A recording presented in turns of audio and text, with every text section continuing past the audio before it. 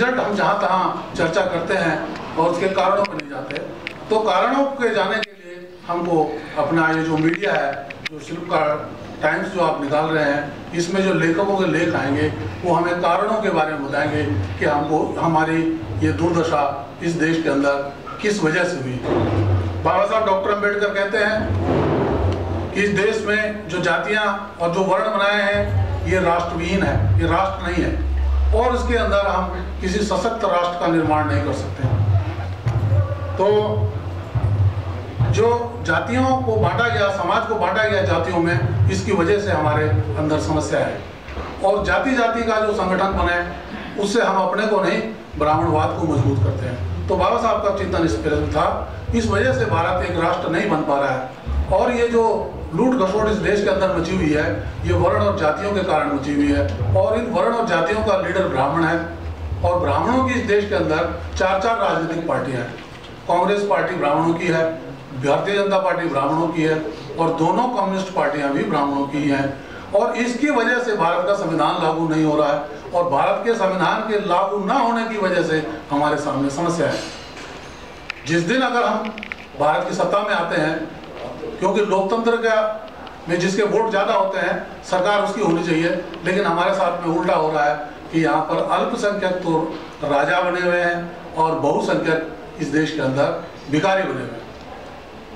तो जिस दिन अगर हम आते हैं तो ये मुमकिन है कि भारत का संविधान हम लागू करेंगे। अगर हम पक्ष में होते हैं और विपक्ष में ब्राह्मण होता है तब भी भारत का संविधान लागू होता है। पक्ष में भी ब्राह्मण, विपक्ष में भी ब्राह्मण, इसलिए आज आप देख रहे होंगे भारत का संविधान लागू नहीं है। तो अभी हमारे सामने जो समस्या है उसके कारण के पीछे में थोड़ा आपका टाइम हुआ। मैं आपको एक प्रकरण बताता हूँ। एक किताब लिखी है वोल्गा टू गंगा तक। तो उस किताब को लिखने वाले हैं केदारनाथ पांडे, जिसको बोलते हैं राहुल संस्कृतान। उस किताब में एक संवाद आया, नाना साहब पेशवा मंगल पांडे को बतला रहे हैं।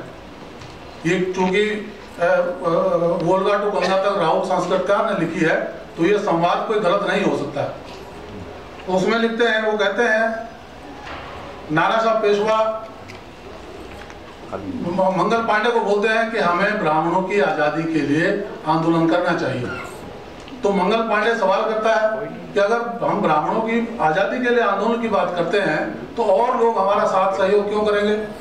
तो फिर समाज में लिखा है, मंगल पांडे को बताया जा रहा है कि हमने ये बात दूसरों को थोड़ी बतानी है, ये बात तो सिर्फ हमें अपनों को ही बताना है।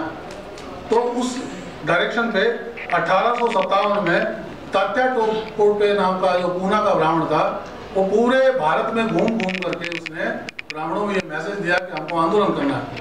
ये बात मैं इसलिए बता रहा हूँ क्योंकि जो भारत में हमको बताया जा रहा है कि हम आज़ादी का आंदोलन हुआ था, क्या हम ये पूछ रहे हैं कि क्या ये आज़ादी का आंदोलन सबकी आज़ादी का आंदोलन था। इस संदर्भ में ये बात मैं आपको बताना चाह रहा हूँ। तो पूरे भारत में घूम कर ये बताया गया और उसके लिए आंदोलन खड़ा किया गया। आंदोलन खड़ा करने के लिए ब्राह्मणों ने लीडर चुना मुगलों को, मुगल बहादुर शाह जफर, कि बहादुर शाह जफर के नेतृत्व में ये लड़ाई लड़ी जाए, ये आंदोलन खड़ा किया जाए, ये जो सशस्त्र आंदोलन है विद्रोह, इसको खड़ा किया जाए।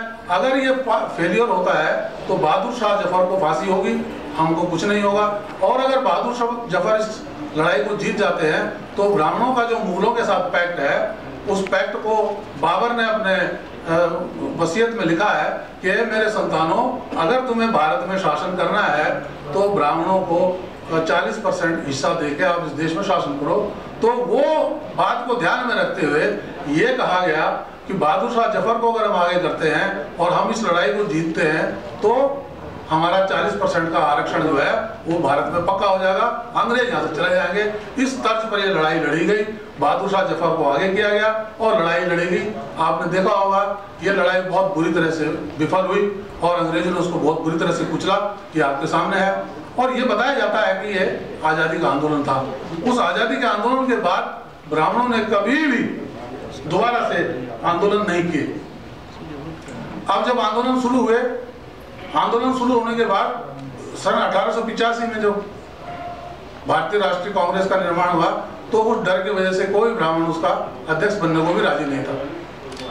ये आंदोलन चलते चलते मैं शॉर्ट में बतला रहा हूँ, 1941 की घटना आ जाती है। इसके बीच में बहुत सारे प्रकरण हैं। 1941 में जब बाबा साहब डॉक्टर अम्बेडकर को अंग्रेजों ने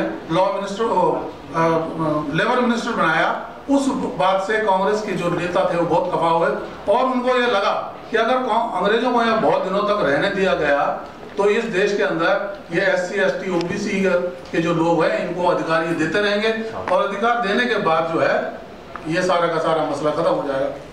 तो 1941 में जब उनको लॉ मिनिस्टर बनाया गया, वो लेबर मिनिस्टर बनाया गया, तो उसके बाद जो है भारत में ये आज़ादी का आंदोलन ब्राह्मणों ने दूसरे तरीके से चलाया।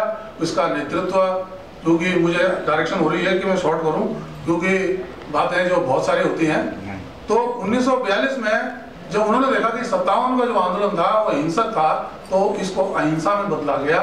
लेकिन जब देखा उन्होंने कि अहिंसा से हमारा कोई काम नहीं होने वाला, तो वो उसमें कॉल दी गई करो या मरो।